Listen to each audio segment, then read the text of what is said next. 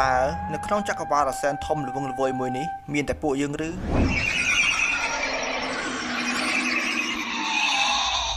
ហើយនេះជាសំណួរដែលគ្មានចម្លើយអស់ជាច្រើនទសវត្សរ៍ប៉ុន្តែតើអ្នកធ្លាប់មានអារម្មណ៍ថាដូចមានគេតាមខ្លុំមើលដែរអត់ admin មាននិយាយសំណើទៅលើក្រាស់របស់អ្នកឡើយប៉ុន្តែគឺ alien ប្រកាសហើយគឺ alien តើរឿងនេះអាចទៅរួចអត់អូខេនិយាយទៅខ្លីវាមិនខុសពីអ្វីដែលយើងទៅមើលសត្វនៅក្នុងសួនឡើយហើយ alien ប្រហែលជាកំពុងតែមើលយើងដូចដែលយើងឈប់មើលសត្វនៅក្នុងសួនអញ្ចឹងសាកសម័យថាពួកយើងកំពុងតែជប់នៅក្នុងសួនមួយនោះគឺសួន Galaxy រាល់សកម្មភាពដែលពួកយើងធ្វើទាំងប៉ុន្មានគឺត្រូវបានមនុស្សភពក្រៅទាំងនោះតាមដានរាល់សកម្មភាពរបស់ពួកយើងទាំងអស់ហើយអ្នកប្រហែលជាឆ្ងល់បន្តទៀតថាហេតុអ្វីបានជាពួកគេខ្លុំមើលយើងបែបនេះហើយហេតុអ្វីបានជាពួកគេមិនព្រមតាក់ទងមកយើងចម្លើយគឺថាប្រហែលជាពួកគេចង់សិក្សាពីពូជពង្សរបស់មនុស្សឬក៏ចង់សិក្សាពីបច្ចេកវិទ្យារបស់យើងហើយប្រហែលជាពួកគេមានកម្រងចង់មកវិវហាយើងថ្ងៃមុខក៏អាចថាបានហើយចុះបើសិនបើពួក alien ខ្លាចពួកយើងវិវហាតែពួកគេវិញតែយើងគិតយ៉ាងម៉េចប៉ុន្តែចុះសិនប្រសិនបើអ្នកធ្លាប់មើលរឿងប្រភេទ sci-fi ឬរឿងបែបវិទ្យាសាស្ត្រណាមួយអ្នកប្រហែលជាគិតថាមនុស្សភពក្រៅគឺជាមនុស្សអាក្រក់ដោយតែយើងបានឃើញអញ្ចឹងកម្រមានរឿងណានិយាយអំពី alien ល្អណាស់ហើយចុះបើសិនបើថ្ងៃណាមួយពួកគេចុះមកវិវហាលើផែនដីរបស់យើងហើយលួចធនធានរបស់យើងទាំងអស់ទៀតនោះ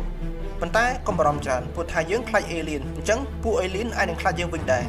វាជារឿងមួយដែលអាចទៅរួចតែថាពួក alien បានខ្លុំមើលយើងតាំងតែពីពេលមនុស្សជាតិមានកំណើតលើផែនដីដំបូងមកម្ល៉េះហើយចុះបើសិនបើពួក alien បានចង់មកធ្វើទស្សនកិច្ចលើផែនដីរបស់យើងតាំងពីដើមមកអញ្ចឹងមានន័យថាពួកគេបានឃើញការបំផ្លិចបំផ្លាញរឿងរ៉ាវផ្សេងៗដោយមនុស្សដូចជាការកាប់បំផ្លាញព្រៃឈើការបំពុលជាពិសេសនោះគឺសង្គ្រាមព្រោះថាមនុស្សជាតិយើងតែងតែមានអរិយធម៌កាប់សម្លាប់គ្នាតាំងពីដើមមកតាមការប៉ាន់ស្មានរបស់អ្នកជំនាញមានមនុស្សជិត 1000 លាននាក់ត្រូវបានស្លាប់ដោយសារសង្គ្រាមទូទាំងប្រវត្តិសាស្ត្រដូច្នេះ alien ប្រហែលជាគិតថាមនុស្សជាតិយើងគឺជាប្រភេទសត្វមួយដែលគួរឲ្យខ្លាចនិងខុសខើមិនគួរឲ្យជឿ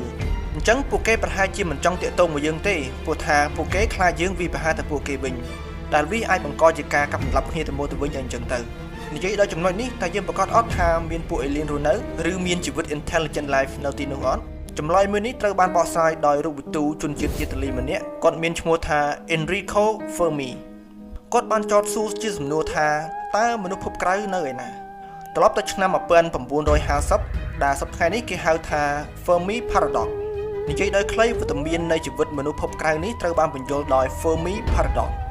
យើងមានប្រព័ន្ធព្រះអាទិត្យរបស់យើងប៉ុន្តែនៅក្នុងចក្រវាឡទាំងមូលនេះមានប្រព័ន្ធព្រះអាទិត្យរាប់លានផ្សេងទៀតហើយពួកគេមានអាយុរាប់ពាន់លានឆ្នាំគឺចាស់ជាងប្រព័ន្ធព្រះអាទិត្យរបស់យើងឆ្ងាយណាស់កោចរជំវិញព្រះអាទិត្យផ្សេងទាំងនេះអាចមានភពដូចជាយើងដែរហើយនៅលើភពដែលស្រដៀងនឹងផែនដីរបស់យើងឱកាសមានជីវិត intelligent life នៅទីនោះក៏មានខ្ពស់ដែរជាមួយនឹងពិភពលោកជាច្រើននៅទីនោះយ៉ាងហោចណាស់ក៏មានភពមួយដែលអាចកកើតមានជីវិតឬក៏មានបច្ចេកវិទ្យាទំនើបជាងយើងដែរ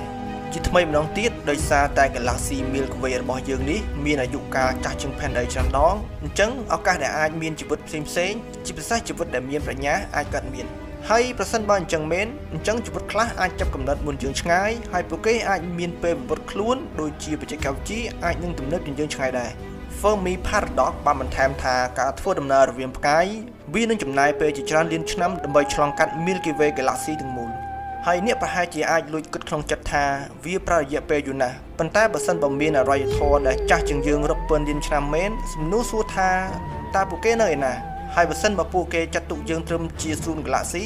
ហេតុអ្វីបានជាអ្នកមើលថែសួនមិនបង្ហាញខ្លួនមកដូច្នេះបើសិនបើរឿងទាំងអស់នេះជាការពិតមែនដែលថា alien ប្រហែលជាបានរកឃើញពួកយើងហើយប៉ុន្តែដោយសារតែមនុស្សជាតិយើងជាប្រភេទសត្វមួយដែលចូលចិត្តប្រើអំពើហិង្សាច្រើនទើបពួកគេមិនចាប់អារម្មណ៍ក្នុងការទាក់ទងមកកាន់ពួកយើងឬអាចនិយាយបានមួយបែបទៀតថាប្រហែលជាពួក alien ទាំងអស់នោះចាប់អារម្មណ៍ទៅលើភពផ្សេងៗច្រើនជាងយើងហើយយើងអាចគ្រាន់តែជាទម្រង់ជីវិតមួយផ្សេងទៀតក្នុងចំណោមជីវិតរាប់ពាន់ឬក៏រាប់លានដែលមនុស្សភពក្រៅបានឃើញជាឧទាហរណ៍ដ៏ងាយយល់មួយទៀតបើសិនបើអ្នកបានឃើញសម្មោចនៅលើដីតើអ្នកព្យាយាមតាក់ទងឬក៏និយាយទៅកាន់ពួកវាអត់អញ្ចឹងពួក alien អាចចាត់ទុកពួកយើងជាប្រភេទសត្វសម្មោចឬក៏ជាប្រភេទសត្វផ្សេងៗទៀតដែលវាមិនសូវខ្វល់ខ្វាយជាមួយឬមួយទៀតដែលយើងត្រូវដឹងគឺថារបៀបដែលយើងតាក់ទងជាមួយនឹងមនុស្សភពក្រៅនេះអាចនិយាយបានថាពួកគេព្យាយាមតាក់ទងមកកាន់ពួកយើងហើយប៉ុន្តែពួកយើងមិនដឹងអ្វីជាឧទាហរណ៍និយាយពីសត្វសម្មោចម្ដងទៀតអាចនិយាយបានថាសត្វសម្មោចវាកំពុងតែព្យាយាមតាក់ទងមកកាន់ពួកយើងហើយឬក៏ពួកគេព្យាយាមបញ្ជូនរលកសញ្ញាណាមួយមកកាន់ពួកយើងប៉ុន្តែពួកយើងមិនយល់ពីពួកគេនេះវាមិនខុសពីយើងនិង alien ដែរហើយប្រហែលជាយើងមិនអាចតាក់ទងជាមួយនឹង alien តាមវិធីត្រឹមត្រូវបានទេពួកគេប្រហែលជាមិនដឹងថាយើងចង់តាក់ទងទៅកាន់ពួកគេឡើយដូច្នេះពួកគេគ្រាន់តែទុកយើងឲ្យនៅម្នាក់ឯង អូខេអ្នកទាំងអស់គ្នានៅក្នុងវីដេអូនេះគឺមានតែប៉ុណ្្នឹងឯងសង្ឃឹមថាអ្នកទាំងអស់គ្នាចូលចិត្តហើយបើសិនបើមានកំហុសខុសឆ្គងអ្វីមួយ admin សូមអធិស្ឋានផងព្រោះថារនទិន្នន័យដែល admin ទទួលបានគឺបានពោលពីការស្រាវជ្រាវអញ្ចឹង admin មិនហ៊ានដាស់អាងថាវាជារឿងពិតប្រាកដ 100% ឡើយហើយយើងនឹងជួបគ្នានៅវីដេអូជាបន្តទៀត